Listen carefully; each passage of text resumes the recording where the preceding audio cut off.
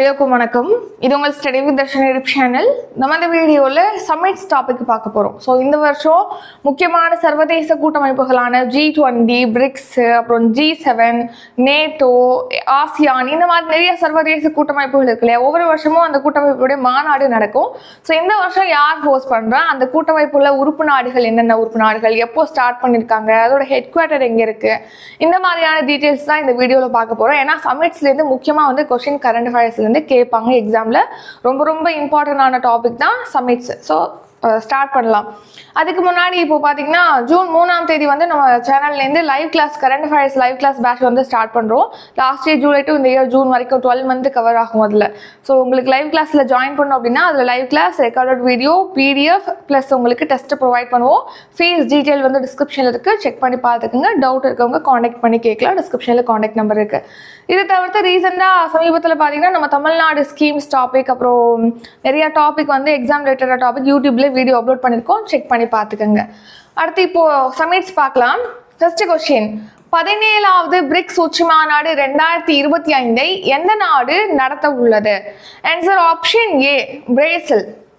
So இந்த வருஷம் 2025ஆம் ஆண்டு பிரிக்ஸ் கூட்டமைப்புக்கான ஒரு தலைமை பொறுப்பை எந்த நாடு ஏற்றிருக்குன்னா பிரேசில் நாடு ஏற்றிருக்கு. ஸோ அதன்படி பிரேசில் நாட்டின் ரியோ டி ஜெனிரோல தான் இப்போ பார்த்தீங்கன்னா 17வது பிரிக்ஸ் உச்சி மாநாடானது நடைபெற இருக்கு.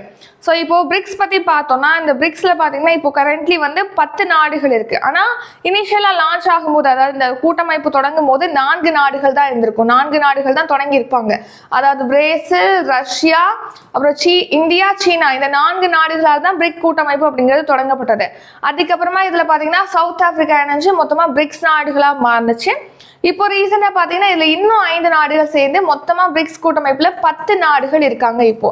ஸோ அந்த ரீசெண்டா இணைஞ்ச இந்த 5 நாடுகள் என்னென்ன அப்படின்னு சொல்லி பார்க்கலாம். ஸோ பிரேசில், ரஷ்யா, இந்தியா, சீனா, சவுத் ஆப்பிரிக்கா, இது 5மே ஏற்கனவே பிரிக்ஸ்ல இருக்கு. அதில் சவுத் ஆப்பிரிக்கா 2010ஆம் ஆண்டு சேர்ந்திருக்கும். இப்போ புதுசாக பார்த்தீங்கன்னா இந்த வருஷம், அதாவது போன வருஷம் ஜனவரி 1 தேதி ஈரான், ஐக்கிய அரபு அமீரகம், எகிப்து, அப்புறம் எத்தியோப்பியா, இந்த 4 நாடுகள் சேர்ந்திருக்கு பிரிக்ஸ் கூட்டமைப்புல போன வருஷம் ஜனவரியில.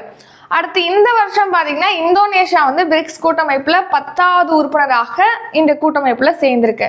ஸோ இந்த பிரிக்ஸ் கூட்டமைப்பு அப்படிங்கிறது பார்த்தீங்கன்னா G7 கூட்டமைப்பு இருக்கு இல்லையா, அதாவது 7 வளர்ச்சி அடைந்த நாடுகளுடைய கூட்டமைப்பு தான் G7, குரூப் ஆஃப் 7, அதை தான் ஷார்ட்டா G7 சொல்றோம். இந்த G7 கூட்டமைப்புக்கு போட்டியாக கருதப்படக்கூடிய ஒரு கூட்டமைப்பு தான் இந்த பிரிக்ஸ் கூட்டமைப்பு. ஸோ சர்வதேச அளவில் அமைதி, பாதுகாப்பு, வளர்ச்சி மற்றும் ஒத்துழைப்பை ஏற்படுத்தணும் அப்படிங்கிறதுக்காக தான் இந்த கூட்டமைப்பு அப்படிங்கிறது நோக்கமாக கொண்டு செயல்படுது. இப்போ இந்த பிரிக்ஸ் கூட்டமைப்பு எப்போ தொடங்கப்பட்டதுன்னா 2009ஆம் ஆண்டு தொடங்கப்பட்டிருக்கு. இதோட ஹெட் குவார்ட்டர் எங்க இருக்கு அப்படின்னா சீனாவின் ஷாங்காயில் இருக்கு. ஸோ பிரிக்ஸ் கூட்டமைப்புடைய தலைமையகம் எங்க இருக்கு அப்படின்னு சொல்லிட்டு ஏற்கனவே கொஸ்டின் கேட்டிருக்காங்க குரூப் 4 எக்ஸாம்ல, சரிங்களா. ஷாங்காயில் இருக்கு, சீனாவின் ஷாங்காயில். இப்போ மாநாடு பார்க்கலாம். இப்போ இந்த பிரிக்ஸ் கூட்டமைப்புடைய மாநாடு 2023ல 15வது பதிப்பு தென்னாப்பிரிக்கால டர்பன்ல நடைபெற்றது. போன வருஷம் 2024ல 16வது பிரிக்ஸ் உச்சி மாநாடு ரஷ்யாவின் கசான் நகரத்துல நடைபெற்றது. இந்த வருஷம் எங்க நடக்க போகுது அப்படின்னா பிரேசில் நாட்டின் ரியோ டி ஜெனிரோல வர ஜூலை 6ஆம் தேதி மற்றும் 7ஆம் தேதி ஆகிய தேதிகளில் 17வது எடிஷன் நடக்க போகுது. ஸோ மெயின்லி பார்த்தீங்கன்னா இந்த வருஷம் எங்க நடக்க போகுது, போன வருஷம் எங்க நடந்துச்சு அப்படிங்கறது கன்ஃபார்ம் நீங்க பாத்துக்கோங்க. இன்னும் உங்களால படிக்க முடியும் அப்படின்னா அதுக்கு முந்தைய வருஷமும் எப்போ நடந்துச்சு, எங்கே நடந்துச்சுங்கிறத பார்த்துக்கலாம். ஸோ இந்த வருஷம் பிரிக்ஸ் கூட்டமைப்புக்கான மாநாடு பிரேசில்ல நடக்க போகுது. அடுத்த 2வது கேள்வி, 2025ஆம் ஆண்டுக்கான G20 தலைமை பொறுப்பை எந்த நாடு ஏற்றுள்ளது? ஆன்சர் ஆப்ஷன் சி, தென்னாப்பிரிக்கா.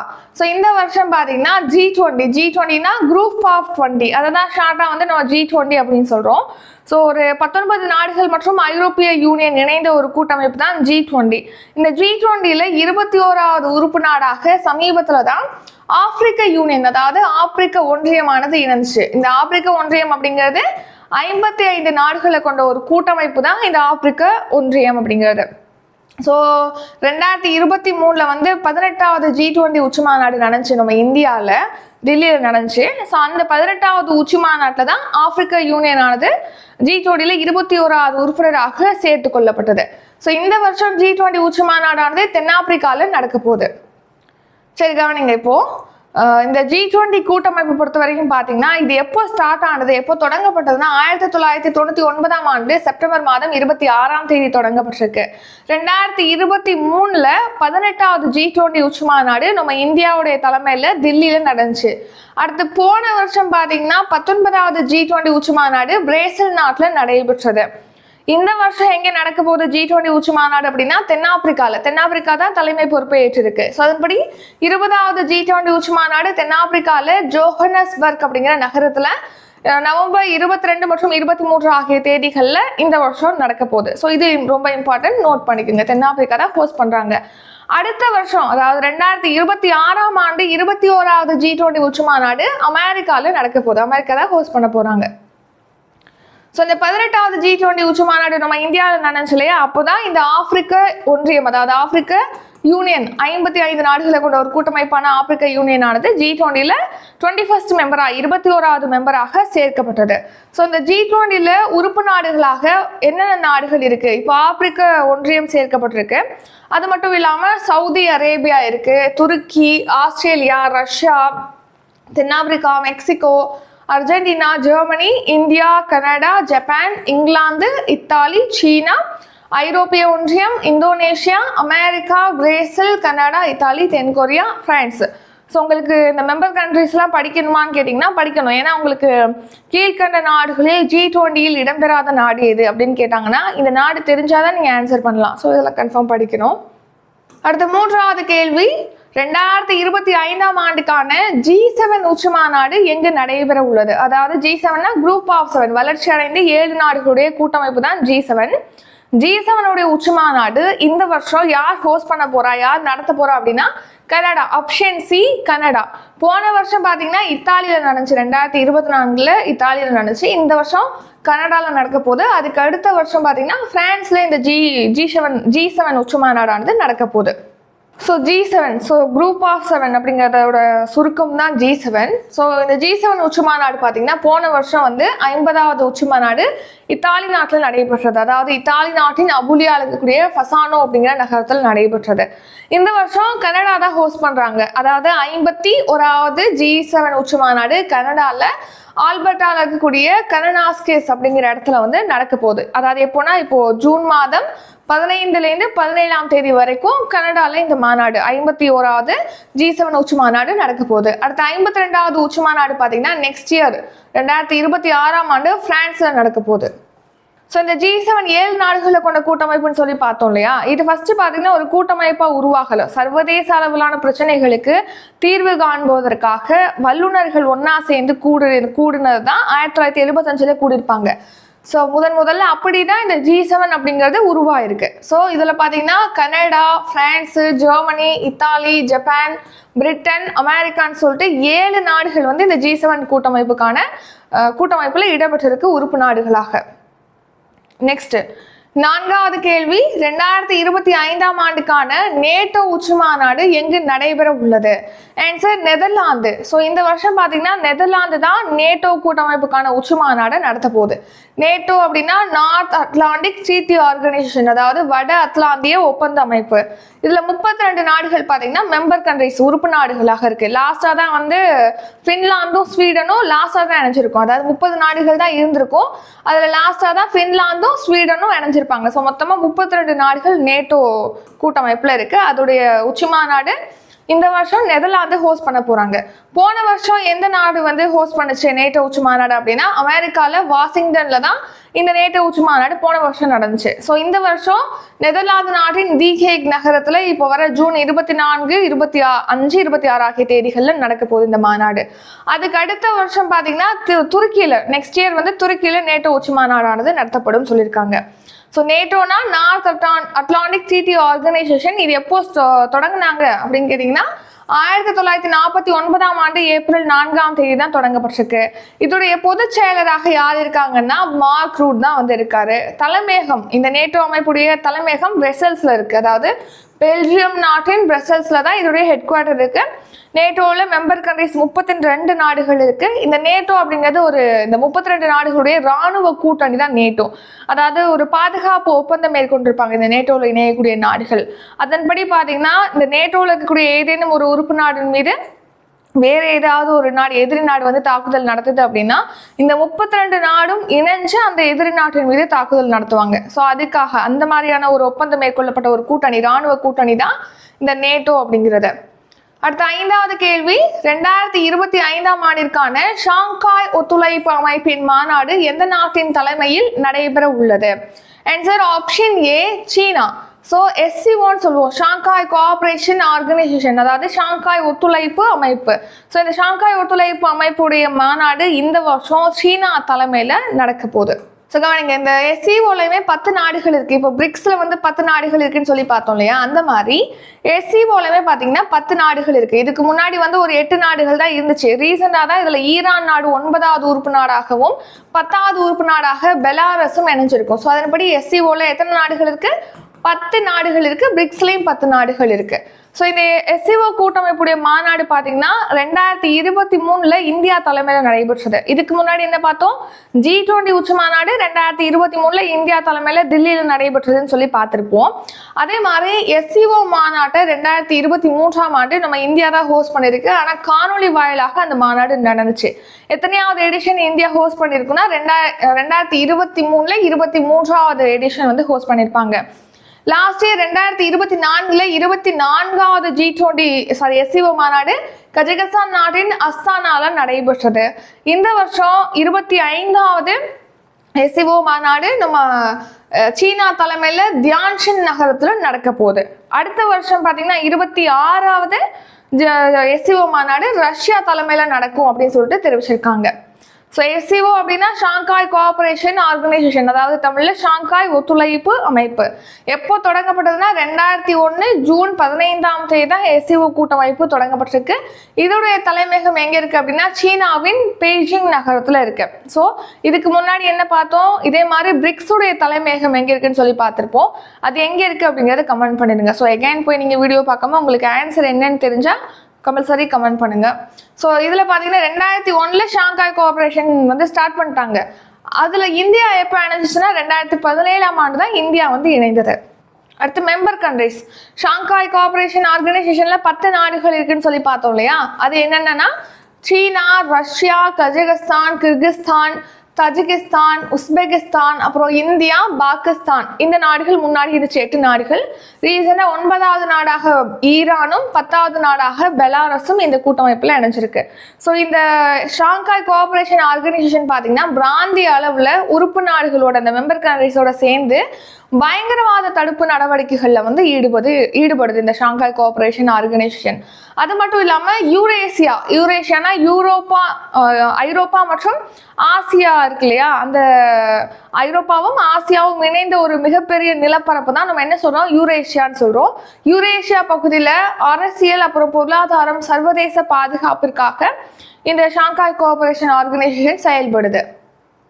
2025ஆம் ஆண்டிற்கான குவாட் கூட்டமைப்பு மாநாடு எந்த நாடு நடத்த உள்ளது? Answer option D, India. So இந்த வருஷம் பார்த்தீங்கன்னா குவாட் கூட்டமைப்புடைய உச்சி மாநாட்டை நம்ம இந்தியா தான் நடத்த போகுது. ஸோ குவாட் அப்படின்னா என்ன? குவாட்ரிலேட்டரல் செக்யூரிட்டி டயலாக், அதுதான் வந்து நம்ம ஷார்ட்டா குவாட் கூட்டமைப்பு அப்படின்னு சொல்றோம். அதாவது நாற்கர பாதுகாப்பு உரையாடல். உங்களுக்கு கொஸ்டின்ல குவாட் கூட்டமைப்பு அப்படின்னு கேட்கலாம், இல்லைன்னா நாற்கர கூட்டமைப்பு அப்படின்னு உங்களுக்கு மென்ஷன் பண்ணி கேட்கலாம். ஸோ எது கேட்டாலும் இந்த குவாட் கூட்டமைப்பு மாநாடு தான். சரி, இந்த குவாட் அப்படிங்கிறது பார்த்தீங்கன்னா 4 உறுப்பு நாடுகளை கொண்ட ஒரு கூட்டமைப்பு. அதாவது அமெரிக்கா, நம்ம இந்தியா, அடுத்து ஆஸ்திரேலியா, அடுத்து ஜப்பான். இந்த 4 நாடுகளை கொண்ட கூட்டமைப்பு தான் குவாட் கூட்டமைப்பு. அதோடைய மாநாடை இந்த வருஷம் வந்து இந்தியா ஹோஸ்ட் பண்ணுது. ஸோ போன வருஷம் குவாட் கூட்டமைப்புடைய 6வது உச்சி மாநாடு அமெரிக்கானால வில்மிங்டன்ல நடத்தப்பட்டது. அமெரிக்காவின் வில்மிங்டன்ல நடத்தப்பட்டது. ஸோ இந்த வருஷம் இந்தியா தான் வந்து 7வது குவாட் உச்சி மாநாட்டை வந்து நடத்த போகுது.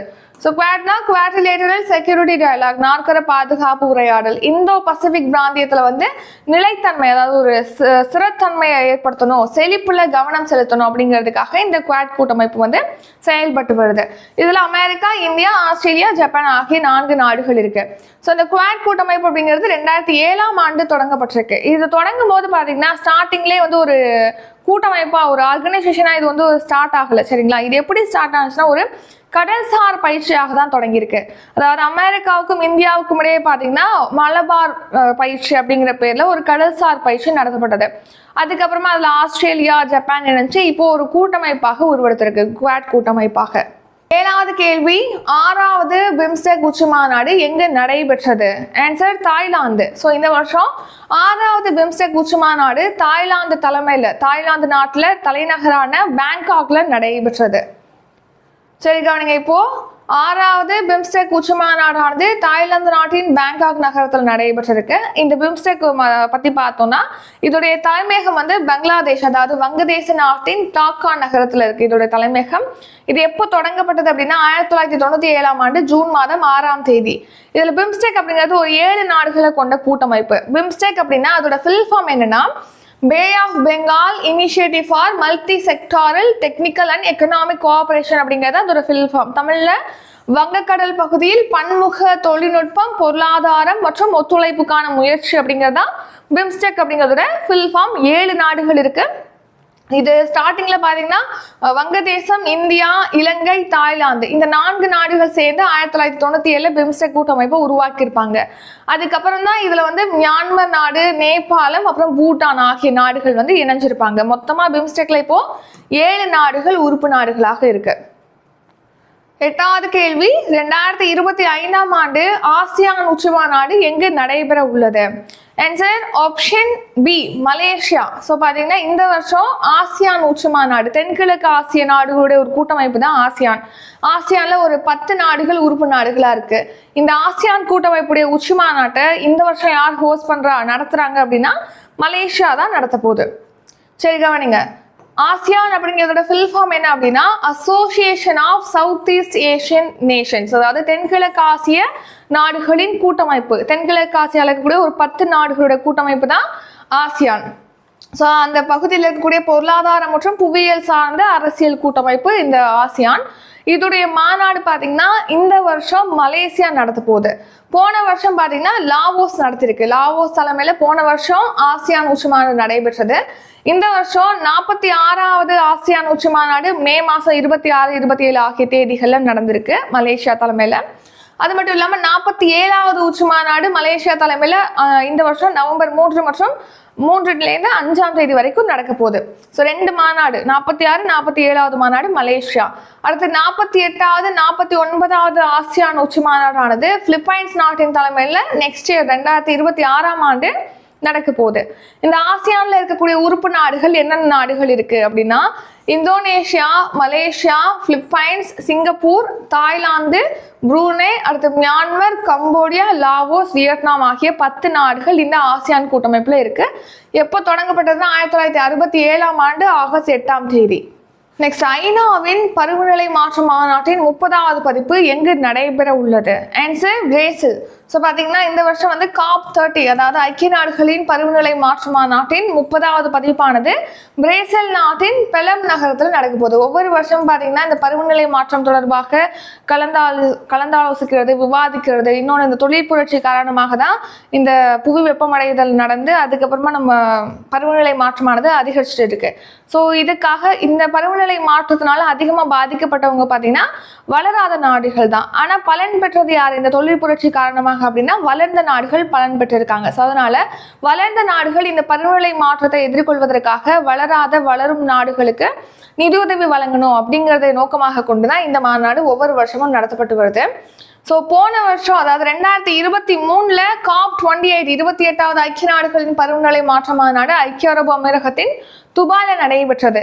போன வருஷம் எங்க நடந்துச்சுன்னா அஜர்பைஜானின் பாகுல நடந்துச்சு. இந்த வருஷம் பாத்தீங்கன்னா COP30, அதாவது ஐக்கிய நாடுகளின் பருவநிலை மாற்ற மாநாட்டின் 30வது பதிப்பானது பிரேசில் நாட்டின் பெலம் நகரத்துல நவம்பர் 10லேருந்து 21ஆம் தேதி வரைக்கும் நடக்க போகுது. ஸோ இப்போ இதோட இந்த சமிட்ஸ் முடியுது. அதுக்கடுத்து இன்னும் ஒரு சில முக்கியமான மாநாடுகள் பார்க்கலாம். அடுத்து உலக ஆடியோ, காணொலி மற்றும் பொழுதுபோக்கு மாநாடு, அதாவது ஷார்ட்டா பாத்தீங்கன்னா வேவ்ஸ் மாநாடு அப்படின்னு சொல்லிட்டு சொல்லுவாங்க. முதன்முறையாக இந்த மாநாடு இந்தியாவில் மும்பைல நடைபெற்றிருக்கு. ரைசினா மாநாட்டுடைய 10வது பதிப்பு டெல்லியில நடைபெற்றிருக்கு. இந்த வருஷம் நடைபெற்ற இந்த மாநாட்டுக்கான கருப்பொருள் தீம் என்னன்னா காலச்சக்ரா, பீப்புள், பீஸ் அண்ட் பிளானட் அப்படிங்கிறது தான் தீம். அடுத்து பார்த்தீங்கன்னா இந்த வருஷம் வந்து உலக விண்வெளி ஆய்வு மாநாடு, அதாவது கிளெக்ஸ் அப்படின்னு சொல்லுவாங்க இந்த மாநாட்டை. கிளெக்ஸ் 2025 அதோட ஃபுல் ஃபார்ம் என்னன்னா குளோபல் ஸ்பேஸ் எக்ஸ்ப்ளோரேஷன் கான்ஃபரன்ஸ் அப்படிங்கிறது. இந்த வருஷம் நடைபெற்றது 12வது பதிப்பு. எங்கே நடந்திருக்குன்னா தில்லியில் நடந்திருக்கு. அடுத்து முதலாவது ஆசிய புத்த மத உச்சி மாநாடு ரீசெண்டாக தில்லியில் நடந்திருக்கு. நெக்ஸ்ட் பார்த்தீங்கன்னா சர்வதேச செயற்கை நுண்ணறிவு செயல் உச்சி மாநாடு, இது ரொம்ப இம்பார்ட்டன்ட். அதாவது பிரான்ஸ் நாடும் இந்தியாவும் இணைந்து தான் இந்த மாநாடு ஹோஸ்ட் பண்ணியிருக்காங்க. ஸோ பிரான்ஸ் நாட்டுடைய அதிபர் இமானுவேல் மேக்ரானோட இணைஞ்சு இந்த மாநாட்டுக்கு பிரதமர் நரேந்திர மோடி அவர்களும் தலைமை தாங்கியிருக்காங்க. அடுத்து இப்போ ரீசெண்டாக ஓமன் நாட்டில் பார்த்தீங்கன்னா 8வது இந்திய பெருங்கடல் மாநாடு நடந்திருக்கு. இந்த வருஷம் நடைபெற்ற இந்த மாநாட்டுக்கான தீம் கருப்பொருள் என்ன அப்படின்னா கடல்சார் கூட்டாண்மைக்கான புதிய எல்லைகளுக்கான பயணங்கள் அப்படிங்கிறது தான் தீம். சரி, இப்போ இது வரைக்கும் பார்த்த மாநாடுகளை வந்து ஒரு தடவை ரிவிஷன் பார்த்துடலாம். ஸோ ஃபஸ்ட்டு பாருங்க பிரிக்ஸ் மாநாடு. ஸோ பிரிக்ஸ் மாநாடு இந்த வருஷம் பார்த்தீங்கன்னா பிரேசில் நாட்டில் நடக்க போகுது. நெக்ஸ்ட்டு எஸ்சிஓ மாநாடுக்கு தலைமை பொறுப்பு எந்த நாடு ஏற்றிருக்கு இந்த வருஷம் அப்படின்னா சீனா.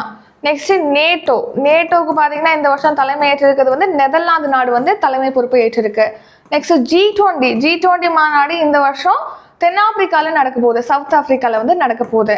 அடுத்து G7க்கான தலைமை பொறுப்பை யார் ஏற்றிருக்கா? கனடா தான் இந்த வருஷம் வந்து G7க்கான தலைமை பொறுப்பை ஏற்றிருக்கு. அடுத்து இப்போ COP30 இதை யார் நடத்த போறா அப்படின்னு கேட்டீங்கன்னா இதையுமே வந்து பிரேசில் தான் நடத்த போகுது. ஸோ இந்த வருஷம் அடுத்து பார்த்தீங்கன்னா பிம்ஸ்டெக் பார்த்துருப்போம். பிம்ஸ்டெக் கூட்டமைப்புக்கான உச்சி மாநாடு இந்த வருஷம் தாய்லாந்தில் பேங்காக் நகரத்தில் நடைபெற்றது. நெக்ஸ்ட் வேற என்ன மாநாடு பார்த்துருப்போம் நம்ம? ஆசியான். ஸோ ஆசியானுடைய மாநாடு பார்த்தீங்கன்னா இந்த வருஷம் வந்து மலேசியா ஹோஸ்ட் பண்ணுறாங்க. So BRICS, SCO, G20, G7, NATO, COP, BIMSTEC, அப்புறம் ஆசியான். ஸோ இந்த மாநாடு பார்த்துருக்கோம். இந்த வருஷம் யார் ஹோஸ்ட் பண்ணுறாங்கன்னு நம்ம பார்த்தாச்சு. ஸோ இதோட சமிட்ஸ் வந்து வீடியோ நிறைவடைகிறது. அடுத்து என்ன டாபிக் உங்களுக்கு வேணும் அப்படிங்கிறத நீங்கள் கமெண்ட் பண்ணுங்கள். நெக்ஸ்ட் வீடியோவில் ட்ரை பண்ணுவோம். இந்த வீடியோ உங்களுக்கு பிடிச்சிருந்தா லைக் பண்ணுங்கள், ஷேர் பண்ணுங்கள். நம்ம சேனலை நீங்கள் இன்னும் சப்ஸ்கிரைப் பண்ணலன்னா மறக்காமல் சப்ஸ்கிரைப் பண்ணிக்கோங்க. நன்றி, வணக்கம்.